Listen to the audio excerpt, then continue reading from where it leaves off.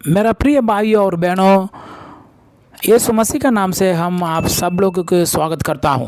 आज का दिन बाइबल पार्ट 24, एक मसीही जो अपने विश्वास से गिर गया है, यही आज का टाइटल है। एक मसीही जो अपने विश्वास से गिर गया है।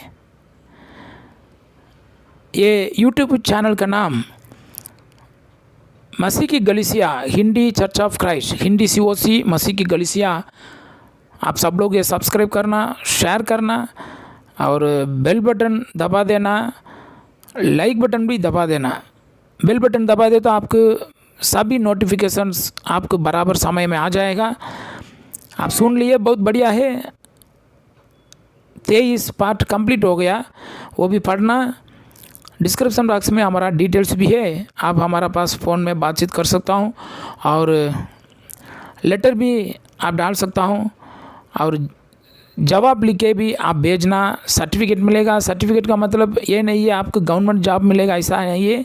हमारा संतोष के लिए, हमारा समाधान के लिए एक छोटा सर्टिफिकेट मिलेगा, ठीक है। क्या एक मसीही अनुग्रह से गिर सकता है? दूसरे शब्दों में हम इसे इस प्रकार से कह सकते हैं कि क्या वह अपने पापों में हमेशा के लिए गो सकता है? कई लोग शायद यह कह सकता है कि ऐसा नहीं हो सकता, परंतु बाइबल कहती है कि ऐसा हो सकता है। इसका अर्थ यह नहीं है कि एक मसीही को अपने विश्वास से गिरने की स्वतंत्रता है तथा वह चाहे तो अपने विश्वास से गिर सकता है, परंतु इसका अर्थ यह है कि ऐसा होना संभव है तथा ऐसा हुआ भी है और ऐसा फिर हो सकता है। प्रत्येक चेतावनी जो नए नियम में हमें मिलती है इस बात को बताती है कि एक मसीही अपने विश्वास से गिर कर प्रभु से दूर जा सकता है। यदि ऐसा नहीं है तो ऐसे चेतावनियाँ क्यों दी गई है? परंतु क्या होगा यदि एक मसीही इस बात पर ध्यान ना दे तथा प्रभु की आज्ञा को ना माने? इसका अर्थ क्या यह नहीं होगा कि वह परमेश्वर की आज्ञा को नहीं मान रखा तथा ऐसा करके हमेशा के लिए वहाँ खो जाएगा? जो बातें हमने देखी वे केवल सच्ची ही नहीं बल्कि वास्तविक कथाएं हैं। और इस बात की पुष्टि करने के लिए हम आगे देखते हैं कि जो मसीह की गिर गया है उसे वापस आने के लिए क्या करना चाहिए।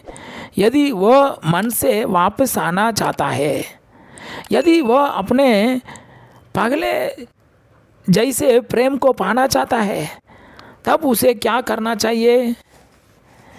याकूब कहता है, इसलिए तुम आपस में एक दूसरे के सामने अपने पापों को मान लो और एक दूसरे के लिए प्रार्थना करो जिससे चंगे हो जाओ। धर्मी जन की प्रार्थना के प्रभाव से बहुत कुछ हो सकता है। याकूब 5वां अध्याय में 16 वचन। यद्यपि यह मन फिरा के विषय में नहीं कहा गया है, परंतु यह आवश्यक है। प्रत्येक ऐसे जन को अपने पापों से मन फिराना चाहिए तथा अपने पापों को मान लेना चाहिए तथा प्रार्थना करनी चाहिए ताकि वह आत्मिक रूप से चंगा हो सके या उसके पाप क्षमा हो सके। अब हम इस प्रकार से कह सकते हैं कि यदि किसी ने पाप किया है तो उसे अपने पाप से मन फिराना चाहिए, परमेश्वर के सामने उसका अंगीकार करे तथा उससे क्षमा मांगे। परंतु यदि किसी ने अपने पड़ोसी या मित्र के विरुद्ध पाप किया है तब उसे उसके पास जाकर बात को सुलझा लेना चाहिए। परंतु यदि किसी ने पाप किया हो इसके विषय में गलीसिया के लोग भी जानते हैं तथा आसपास के लोगों को भी इसकी जानकारी है, तब उसे कलीसिया से बात करनी चाहिए। जब वो अपना मन फिराएगा तब उसे यह करने में आसानी होगी। याकूब 5वां अध्याय में 16 का अर्थ यह ही है कि एक दूसरे के सामने पापों को मानना है। ये एक दूसरे के सामने पापों को माना है, तब यह भी आवश्यक होता है कि प्रार्थना की जाए ताकि पापों के लिए प्रभु से क्षमा मिल सके। प्रभु भी यही चाहता है कि यदि कोई पापों की क्षमा प्राप्त करना चाहता है तो वह ऐसा ही करे। बाइबल से इसके कई उदाहरण हमें मिलते हैं। नए नियम में हम एक व्यक्ति के बारे में पढ़ते हैं जिसका नाम था सोमन, जो जादू टोना करता था। साइमन ऐसा बोलता है अंग्रेजी भाषा में। वह अपने जादू टोने से लोगों को धोखा देता है। वह अपने जादू टोने से लोगों को धोखा देता था। जब फिलिप्पुस समारिया में प्रचार करने आया तब कई लोगों ने विश्वास करके सुसमाचार का पालन किया तथा समौन भी इसमें शामिल था। आइए इसके विषय में बढ़े। तब समौन ने अब भी प्रतिथि की और बपतिस्मा लेकर फिलिप्पुस के साथ रहने लगा और चिन्ह और बड़े बड़े सामर्थ्य के काम देकर सहित होता था। जब प्रेरितों जो यरूशलेम में थे यह सुना कि समारियों ने परमेश्वर का वचन मान लिया है तो पतरस और यूहन्ना को उनके पास भेजा और उन्होंने जाकर उनके लिए प्रार्थना की कि पवित्र आत्मा पाए, क्योंकि वह अब तक उनमें से किसी पर ना उतरता था। उन्होंने तो केवल प्रभु यीशु के नाम में बपतिस्मा लिया था। तब उन्होंने उन पर हाथ रखे और उन्होंने पवित्र आत्मा पाया। जब समौन ने देखा कि प्रेरितों के हाथ रखने से पवित्र आत्मा दिया जाता है तो उनके पास रुपये लेकर कहा कि यह अधिकार मुझे भी दो कि किसी पर हाथ रखूं वह पवित्र आत्मा पाए। पतरस ने उसे कहा, तेरे रुपये तेरे साथ नाश हो, क्योंकि तूने परमेश्वर का दान रुपयों से मोल लेने का विचार किया। परमेश्वर का दान रुपये से मोल लेने का विचार किया। इस बात में ना तेरा हिस्सा है ना फाटा, क्योंकि तेरा मन परमेश्वर का आगे सीता नहीं। इसलिए अपनी इस बुराई से मन फिराकर प्रभु से प्रार्थना कर, संभव है तेरे मन का विचार क्षमा किया जाए, क्योंकि मैं देखता हूँ कि तू पित्त की सी कटुआहट और अधर्म के बंधन में बटा है। समौन ने उत्तर दिया कि तुम मेरे लिए प्रभु से प्रार्थना करो कि जो बातें तुमने कही उनमें से कोई मुझ पर ना आ पड़े। अब हम यहाँ क्या देखते हैं? हम यहाँ देखते हैं कि समौन जो एक मसीही बन गया था, उसने पाप किया। उसे क्या कहा किया? उसे क्या करने के लिए कहा क्या? उसे मन फिराने के लिए तथा प्रार्थना करने के लिए कहा गया ताकि उसके पाप क्षमा किए जा सके। क्या उसने ऐसा कहा? हाँ, उसने पतरस से प्रार्थना करने के लिए कहा और यह भी कहा कि मुझ पर यह बात ना आ पड़े, अर्थात उसने अपनी गलती को माना तथा पापों से क्षमा मांगी। बाइबल में हम एक पुत्र के विषय में पढ़ते हैं जो नालायक था और उसने अपने पिता का पैसा बर्बाद कर दिया था। वह अपने पिता के साथ रहता था, परंतु कुछ समय बाद वह अपने पिता से अपना हिस्सा लेकर चला गया तथा सारा पैसा व्यर्थ की बातें में उठा दिया। परंतु कुछ समय पश्चात वह होश में आया तथा उसने अपने पिता के पास वापस जाने का फैसला किया। उसने अपनी गलती को माना तथा पिता के पास वापस गया ताकि पिता उसे स्वीकार कर ले। यहाँ से हम सीखते हैं वह परमेश्वर के बच्चे की तरफ था, परंतु सही मार्ग से भटक गया था, परंतु उसने अपने मन फिराया तथा वापस सही मार्ग पर लौट आया। लूका 15 अध्याय में। इसी प्रकार से एक मसीही भी जिसने गलती की है, अनुचित मार्ग को छोड़कर परमेश्वर के पास वापस आ सकता है। जब कोई मसीही पाप करता है तथा अपना विश्वास से गिर जाता है और गलीसिया को छोड़ देता है, तब वह अपने पापों में खो जाता है। हो सकता है वो इसी कोई हुई स्थिति में ही रहे, परंतु उसके पास यह अवसर भी है कि वह अपना मन फिराकर वापस आ जाए। वह परमेश्वर से क्षमा मांग सकता है कि तथा उसके लिए अपना जीवन बिता सकता है।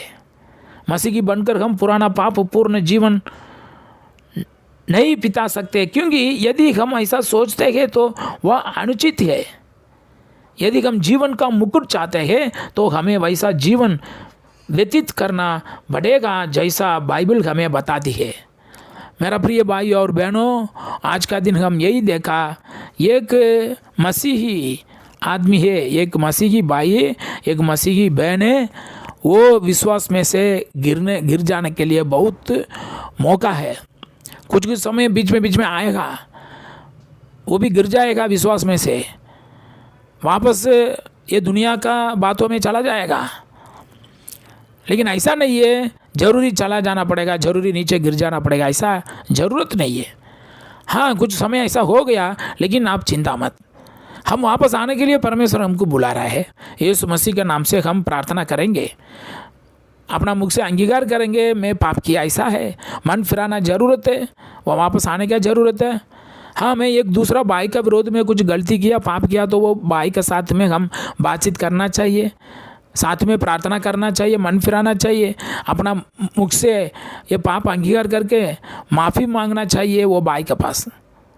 हाँ, गलीसिया के विरोध में कुछ गलती किया होगा तो गलीसिया में सामने हम खड़ा रहना चाहिए, खड़ी हो जाए, बाद में सबका पास भी माफ़ी मांगो ने, मन फिरा जाना, बाद में सबका साथ में भी आप फेलोशिप में बैठ सकता हूँ, आराधना कर सकता हूँ। ये बहुत बड़ी बात है। परमेश्वर एक आदमी है, एक व्यक्ति, एक मसीही आदमी है, वो मंडली छोड़ के, गलीसिया छोड़ के चला गया, लेकिन वो वापस आने के लिए परमेश्वर बुला रहा है। परमेश्वर देख सकता है वो आदमी कभी आएगा, लेकिन मन फिराना चाहिए, प्रार्थना करना चाहिए, माफ़ी मांगना चाहिए। ऐसा नहीं है छोड़ के चला गया, छोड़ दो, ऐसा नहीं है। परमेश्वर हमारे लिए वेटिंग करता है। इसलिए मेरा भाइयों बहनों, एक बार हम उपदेश सुना, बाइबल वचन सुना, विश्वास किया, हाँ बैप्तिस्मा हो गया, मैं अभी क्रिश्चियन हूँ, बस हो गया, ऐसा नहीं है। आगे आगे आगे और हमारा विश्वास में बढ़ता रहना चाहिए